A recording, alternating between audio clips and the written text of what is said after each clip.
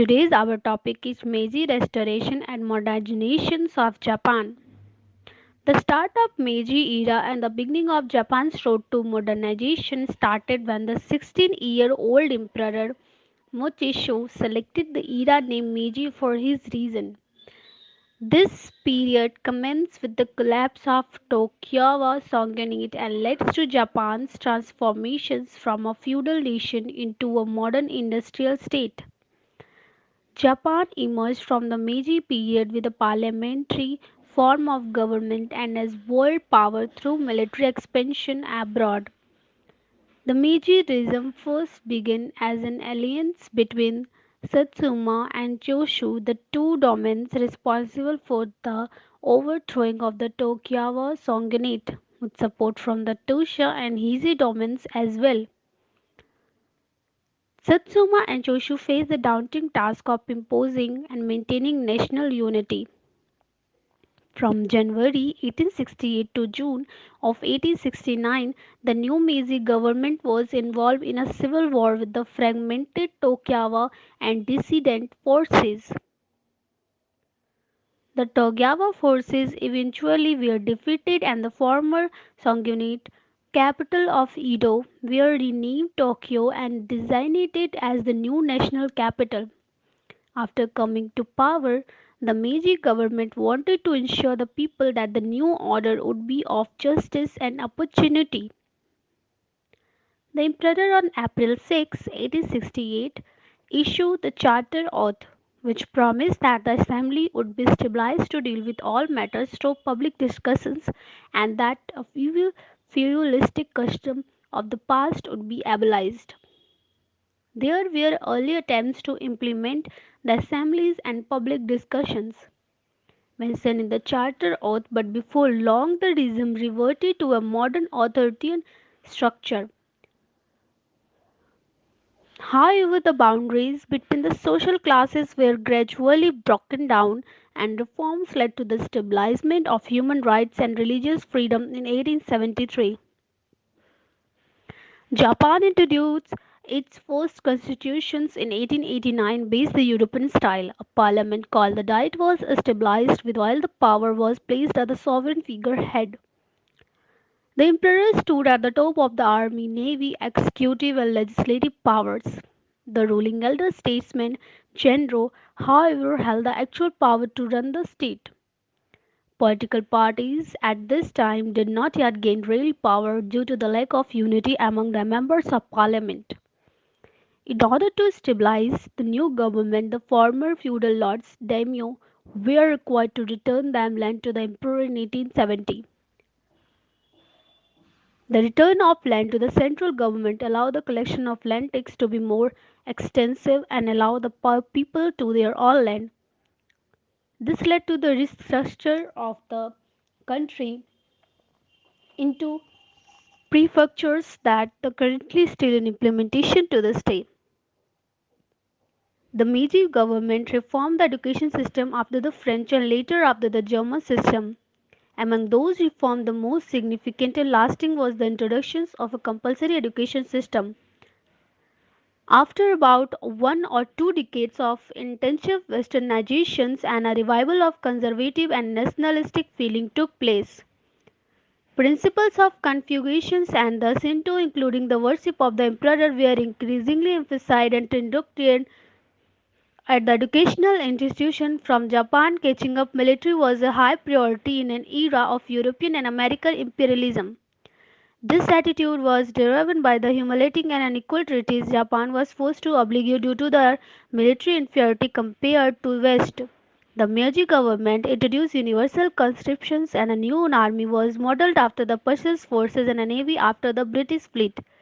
In order to transform the economy from an aggregate one to a development industrial state, Japanese scholars went abroad to study Western science and language. While foreign experts out in Japan, the government also invested heavily in public works such as railroad transportation and communication network.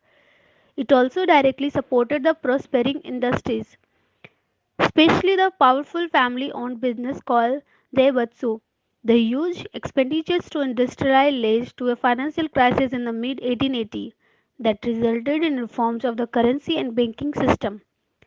Japan during the Meiji period was involved in two victorious wars.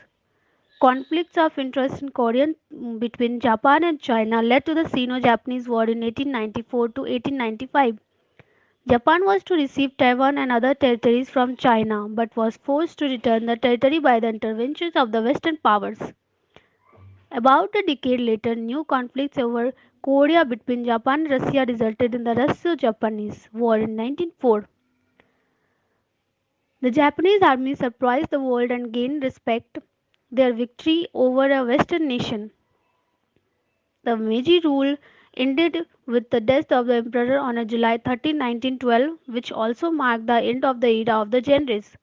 This era in Japanese history was a momentous epoch that saw the transformation of feudal Japan into a modern industrial state with a parliamentary form of government, and it is emerged as a world power through military adventures abroad. The Meiji period brought about drastic political, economic, and social change in Japan, which in turn became the framework and foundation of modern Japan as we know it. Next topic, political change. Soon after the restorations of the emperor to power, the new government promised the people it would establish a constitutional government. In 1889, the Japanese constitution was declared and various liberties and rights of people, beginning with the right to political participations, were recognized. A year later, in 1890, in the National Assembly, the bicameral diet was assembled and the constitutional government was formed. The former samurais of the Tokugawa period, who is the Meiji took the role as elder statesman Genro, understood that the adoption of a constitutional government was essential if Japan was to become a country strong, wealthy, enough to rank with the Western powers. Accordingly, it devoted all its energies to achieving such as government. The Meiji Constitution borrowed from the constitution of the European nations, specifically the German state. The 1889 Constitution was largely the work of its Itio Hirobumi, a Choshu man who had studied abroad in Europe. The Constitution invested the emperor with a full sovereignty. He commanded the military, made peace and declared war, and dissolved the lower houses of the parliament when elections were necessary. Effective power, however, led with the Genro, but the Genro's power was vaguely defined in the constitution for it seemed to contradict with the emperor's total sovereignty of the nation. The emperor himself resigned rather than the rule. The new system of government had its troubles at first, but the Genro was determined to make these new institutions work for national pride, foreign approval, and political stability. However, once war with China became inevitable, political differences had to put aside and national unity became the priority. Before long, Japan was at blows with China. In what is known as the Sino-Japanese War of 1894 to 1895, Japanese army was victorious over the Chinese forces and it seized control of Korea and Liaodong Peninsula in southern Manchuria. In defeat, China also handed over control of Taiwan to Japan, but the tripartite interventions by the Germany, France, and Russia forced to return Liaodong Peninsula. The interventions by the Western powers made by the Meiji government realized that their country was still unequal to the West and greater national strength was necessary. These events led to the intensification of Japanese expansion of their military and their imperialistic drive. Now we discuss next topic, military development. The military was the first area of the major structural change, the first to adopt Western organizational patterns and the first to hire foreign advisors. The army and the navy rapidly became the largest set of organizations in Japan and their demand for resources acted as the major stimulus in the development of other systems, from the Jaibatsu industry to the universal compulsory education. The government invested in private industry to aid the country's military expansion resulted in the founding of companies such as Mitsubishi Mitsui and Sumitomo, which are still in extension today. There are three phases in the transitions to the modern military organization. The first phase, which lasted from 1853 to 1870, was a lengthy period of experimentations with the new forms and evolved wide variation among a large number of organizations. The second phase, 1870 to 1878, the central government established a single centralized organization model for the army and the navy. Both institutions went through intensive organization building which focused on internal structure and processes. The third and the last phase, 1878 to 1890, attention was shifted to the ways in which the military interacted with the political and social environment with respect to ensuring the supply of needed resources and increasing the military's autonomy and effectiveness. The 1853 lifting of the formal provisions of the construction or purchase or large scale ship marked the beginning of 2 decades of military mobilization for Japan. The military mobilization was initially stimulated by fear of Western inventions. For Japan, the principal threat from the Western powers came from the sea. A Western style navy could be recreated at vacant niche. There was no exciting organization performing that function which might resist attempt at transformation to a new model or oppose the creation of a rival organization. There was a widespread agreement within the Meiji elite that Japan needs to become a military and economically powerful nations to be considered in the same rank with the Western powers. However, there was a great disagreement over how this should be accomplished. The traditionalists led by the Saigo Takamori argue that the samurai should be constitute the core of the new army, while the majority group felt that the samurai should be a minority. Saigo also argued an expeditions against Korea and argued that this would force the internal unity sought by the government.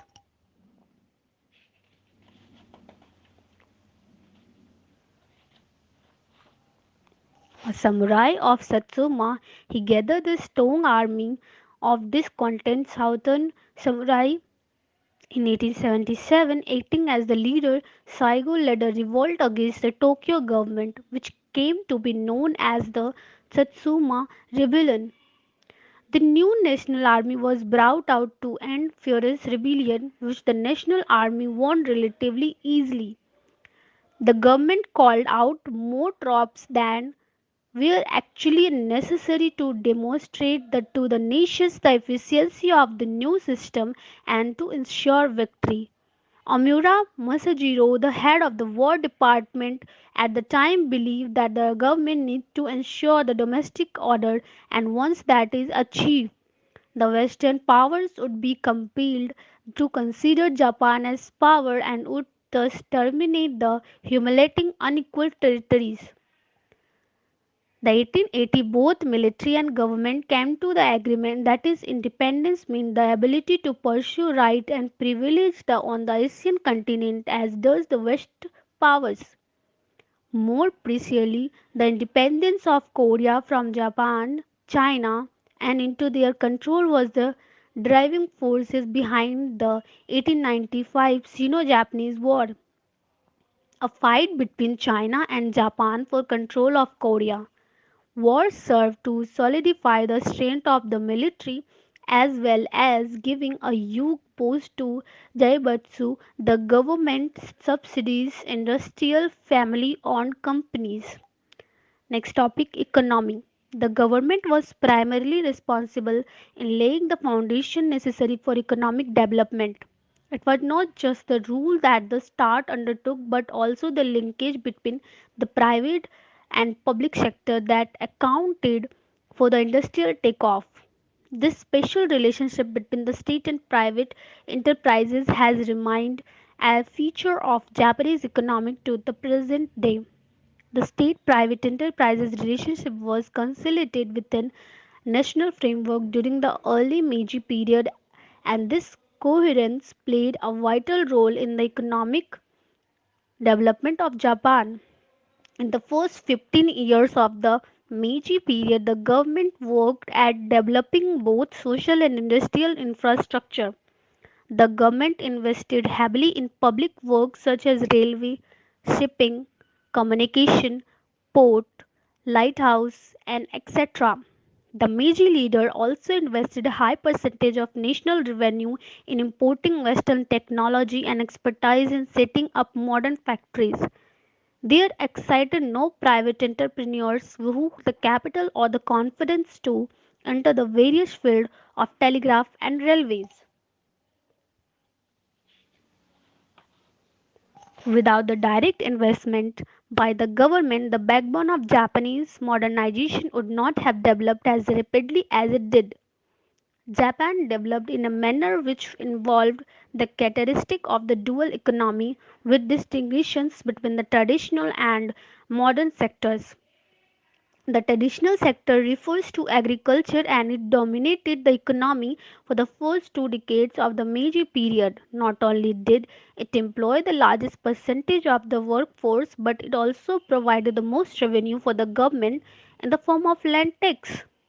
Through the implementation of Land Reform Act of 1873, the introduction of new strains of rice, and in the establishment of educational center of farming, the economy experienced an impressive rate of growth of 2% per year in the period of 1870 to 90. After the Meiji restorations, the peasants were made the owners of the land that they had cultivated for the feudal lords under the old government. Payment of land tax in currency was substituted for forced labor for the payment in the product of the land. Japanese economic transformation in the Meiji was initially achieved through the subsidies of the agriculture industry and the exploiting the peasant population.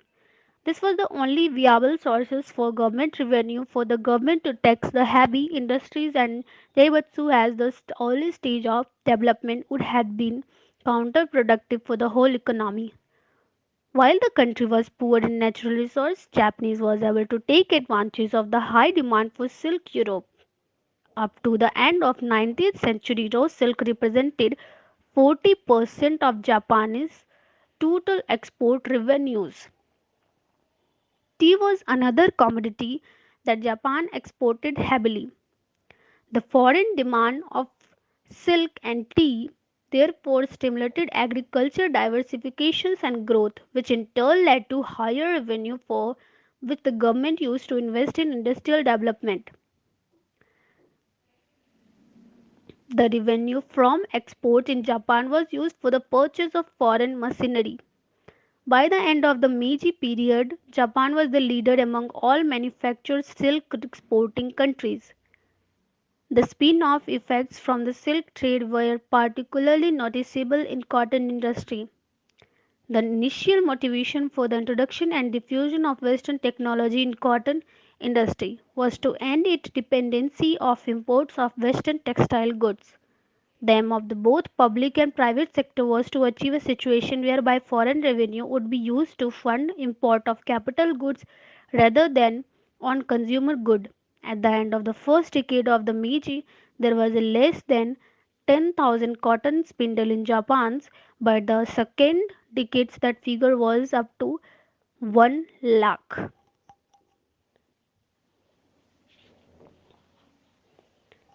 Thus, by the end of the Meiji era, Japan was a world leader in the textile industry. Japan was able to import foreign technology and make adaptations and innovations to build its industry to become competitive in the world. Initially, the Meiji government experimented with various devices and in 1873 stabilized a national banking system patterned largely after the United States. Japan also desperately required a strong financial system due to the unequal territories with the West. Japan was being drained of its currency. The banks of and the national treasury were in a precarious state.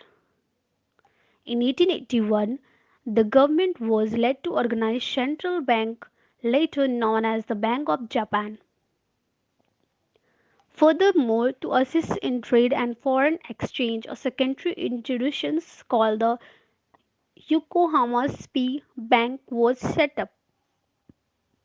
Postal Saving Bank was also introduced in this time period. During the Meiji period, the banking system finally took the form whose main features set the foundation for modern Japanese banking system. In 1894, agricultural and industrial banks were formed to finance the farmers and manufacturers. As commerce and financial institutions developed, there was an improvement in means of transport. There was an increase in steamships use and construction in Japan. The Meiji government gave it encouragement and heavily subsidized shipbuilding companies that laid foundation for the tremendous growth of domestic and foreign shipping in Japan. On top of shipping, the state was also a pioneer in railway building in spite of strong oppositions by the conservative in the government. A railway was built between Tokyo and port in Yokohama in 1872. The state continued to promote railways, and most of the earlier ones were constructed either by the state or by government aided companies. Telegraph lines were built by the state, and in 1886 the telegraph and postal services were united under a joint state bureau. The government directed by the reformers played a major part in the recognition of banking, commerce, transportation, industry, and agriculture. There were two main reasons for this. First, the state was the only institution which had the organization, the capital, and the credit to undertake an operations on a large scale necessary to compete with the best. At the coming of Perry, there were few, if any, large commercial industry. Secondly, an emphasis upon the state had been encouraged by the former government, and it was just natural that the minister of the Meiji should follow the predecessors of the past age.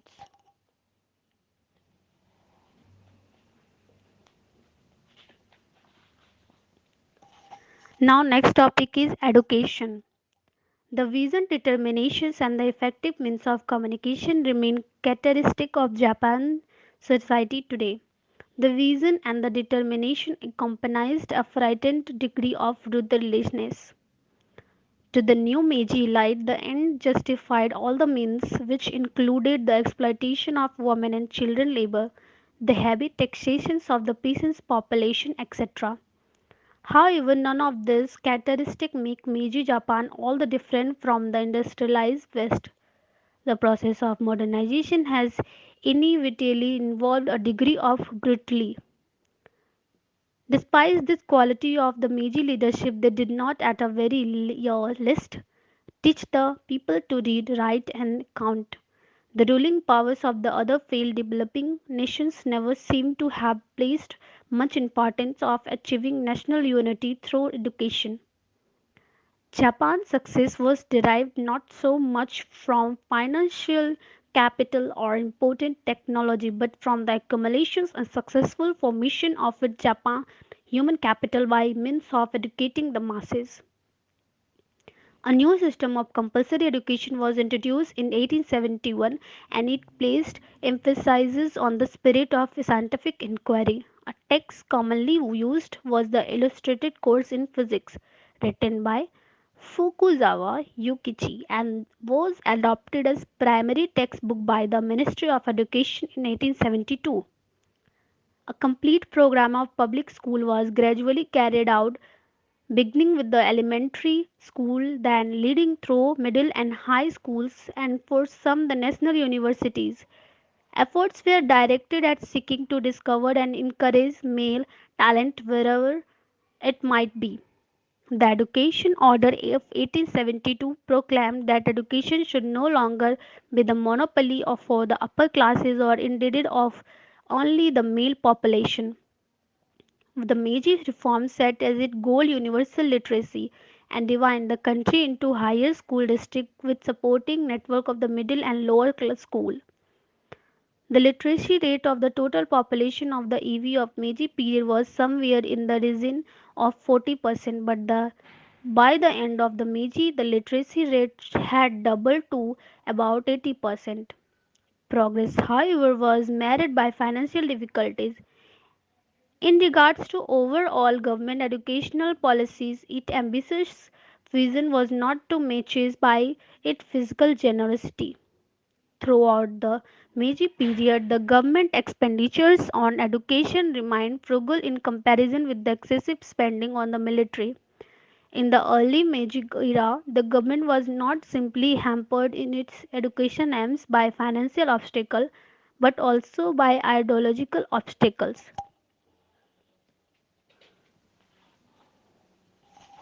In other words, there was stiff opposition in the rural areas to mandatory educations. The peasant population objected that it had more immediate priorities like having enough to eat than receiving an education. The peasant objection to compulsory education was also partly based on economic grievances.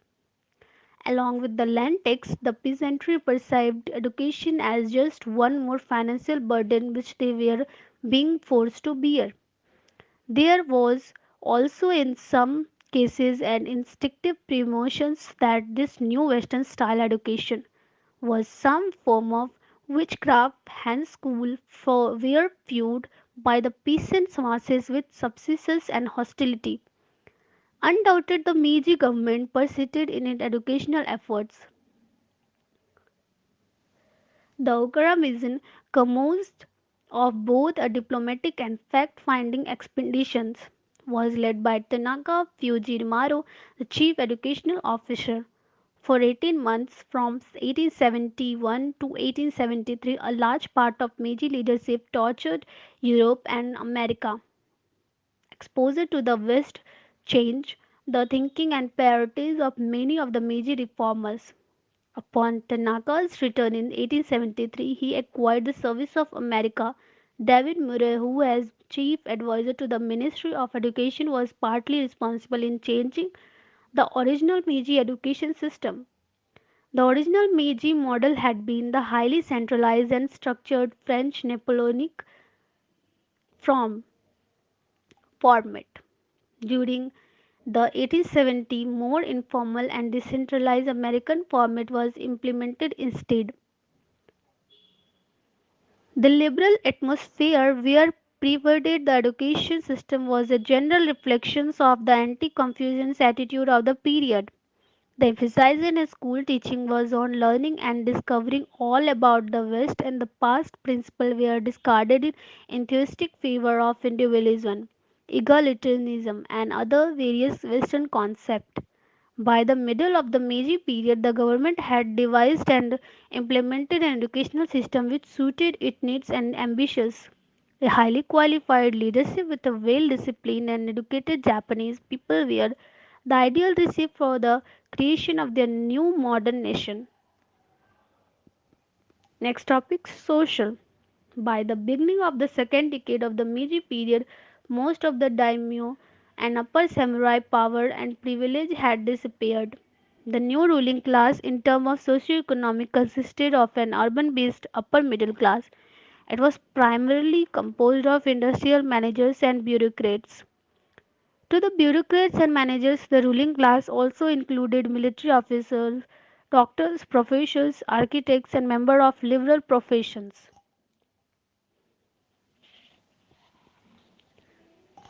All of these classes by the late of Meiji period tended to be drawn completely from the universities and colleges. Thus, the new Japanese elite can be said to have been meritocratic in nature. The composition of Meiji's ruling class was very similar to the Western industrial countries. However, there are two marginal differences which set Japan apart from West. Most Western countries counted among their elite the management of various churches, while there was no such phenomena in Japan.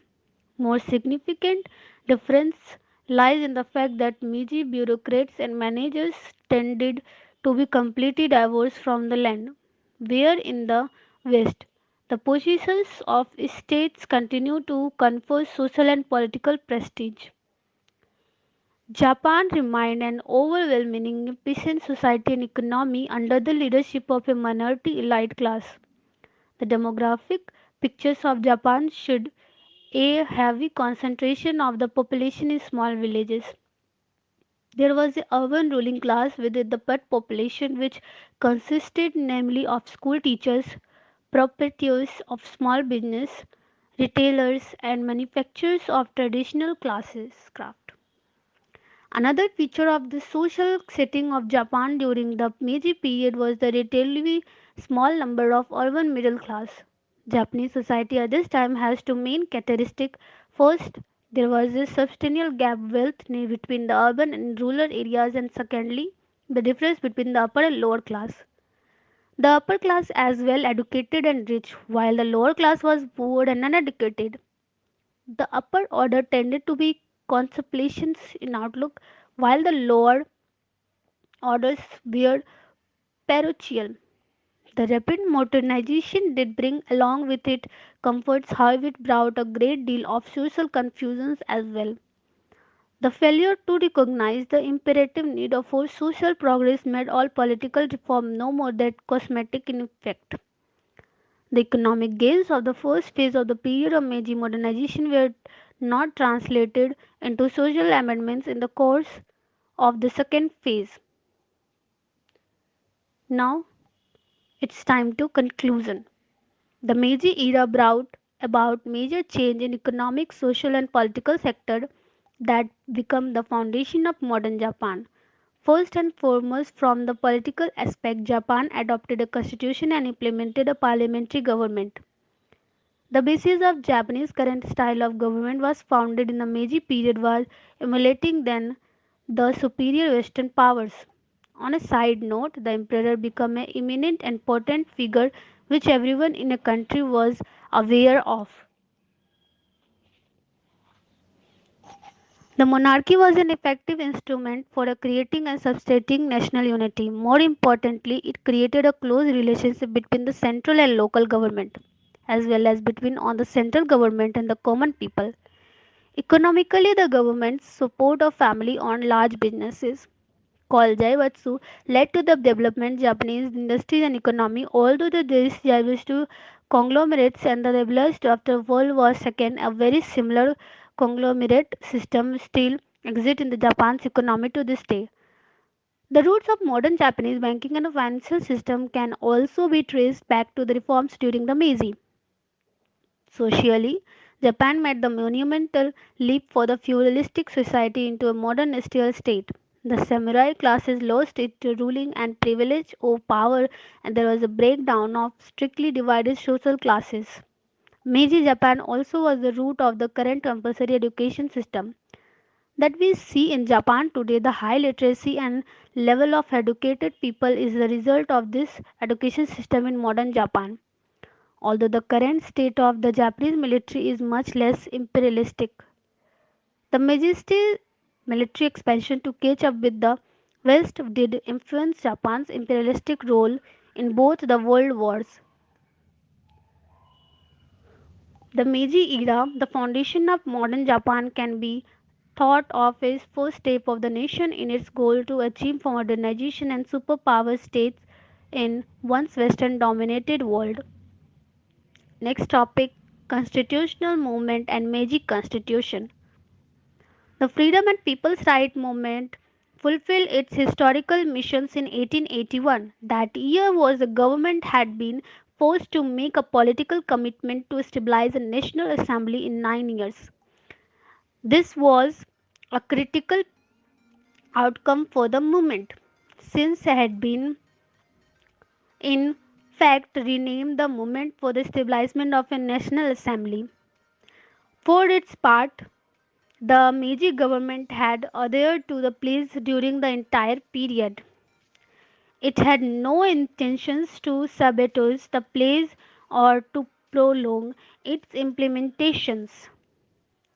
Meanwhile, advocates of the movement, including Ichigai Teisku, never doubted the government's intentions of keeping its promise, even though that had to put up the periodic government suppressions. This is perhaps a rare phenomenon in the long history of the world. Mutual trust in the samurai discipline of keeping promises excited among samurais in those days, regardless of which side they were on. It should be emphasized that during the 9 years, the Meiji government had made all out efforts to draft the constitution and prepare for the establishment of the National Assembly. In March 1882, Hirobumi left Japan for an overseas study tour to Europe. Immediately after his return in August 1883, Ito embarked on reforming the government institutions.